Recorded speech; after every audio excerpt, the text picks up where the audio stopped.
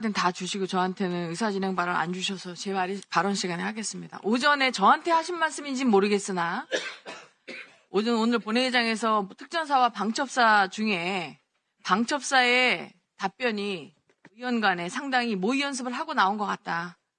매우 매끄럽다. 만약에 이게 발각되면 가차없이 조치를 하겠다고 하셨습니다. 그래서 혹시 다른 의원님들은 모르겠습니다. 민주당 의원님들이 그렇게 하셨는지 모르겠는데 저는 방첩사의 합수본부 관련해서 2월 13일 날 자료 제출을 요구했고요. 14일 날 3급 비밀이라 제출할 수 없다는 이야기를 들어서 17일 날 대면 설명을 요구했고요. 19일 날 방첩사 대면 설명 받았는데 그날 대면 설명 오면서 어떻게 시간이 맞아서 추미애 의원님실도 같이 보고를 드리고 왔다 이렇게 얘기를 들었습니다. 저는 추미애 의원님도 그렇고 저도 그렇고 정당한 답변이고 대면 설명이었다고 생각합니다.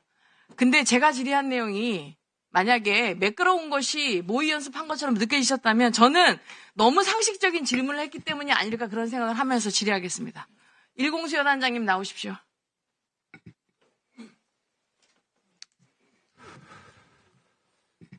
네. 곽 전 사령관의 검찰 특수본 공소장을 보면은 12월 4일 날 00시 20분경 대통령으로부터 국회 안에 있는 인원들을 데리고 나가라는 지시를 받았다고 되어 있어요. 그런데 일공수 여단장님은 좀 전에 오전에 00시 50분에서 1시 사이에 그 대통령이 이렇게 지시하셨다고 하면서 특전사령관이 끌고 나와라 이렇게 말했다고 대답하셨죠? 네, 맞습니다.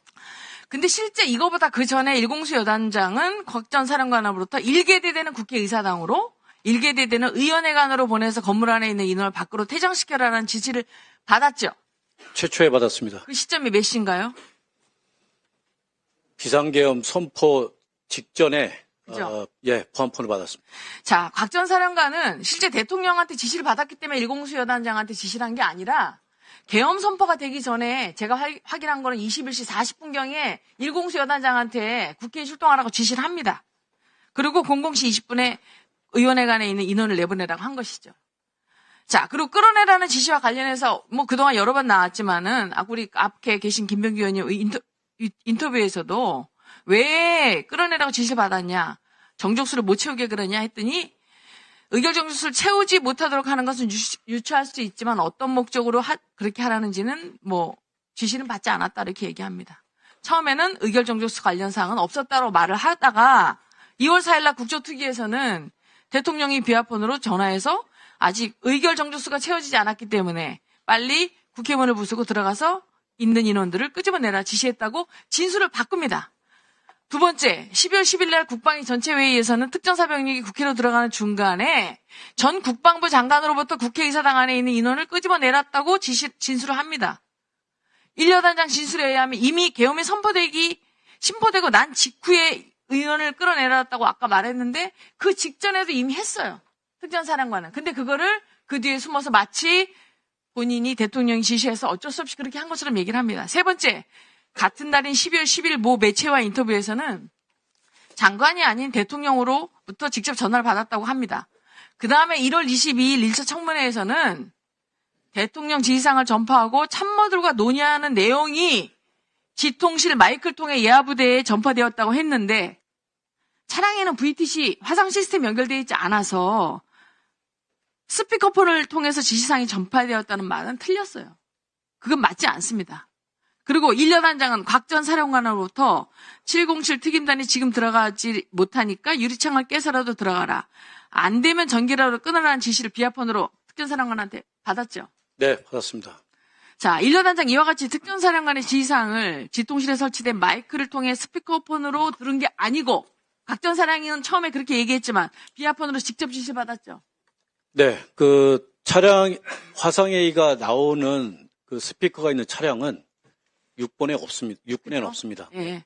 그래서 결국은 제가 곽 전 사령관 같은 군인으로서 그렇게 하고 싶지 않은데 제가 여러 번 진술이 반복되고 변하고 오염이 되면서 제가 여기서 뭐라고 그랬냐면 제가 사나이 태어나서 한 번 죽지 두 번 죽냐라고 한 겁니다. 그 말은 제가 여기서 거짓을 말하는 게 아니에요. 군인을 입고 군복을 입은 사람들은 명령에 복종했다면 그 명령이 나중에 보니까 잘못된 지시였다면 책임을 지면 되는 것이지 장군식 돼가지고 부하들 뒤에 숨어서 마치 부하들을 보호하는 것처럼 해서 책임감 있는 지휘관의 모습을 보여주지 못했다고 생각합니다. 일공수 여단장님 동의하십니까? 저한테 1분만 시간을 주시면, 네. 네. 네.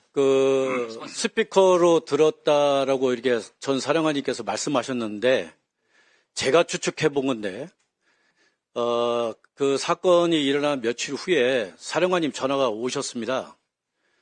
그때 국회에서 이제 자료 제출 여러 가지가 있었는데, 그 중에 하나가 상황일지가 있었습니다. 그래서 사령부로 제출했는데, 사령관님께서 그걸 보시고, 어느 부분은 내가 말한 것 같지 않은데, 그걸 좀 빼면 안 되겠냐, 이런 말씀을 하셨습니다.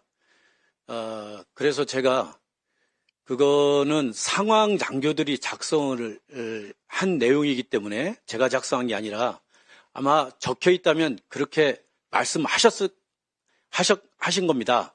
그런데 제가 나중에 확인해 보니까 사령관님께서 회의할 때 마이크를 켜놓으셔서 일부 단어나 문장이 상황 장교들이 들어서 적어놨을 수도 있겠습니다.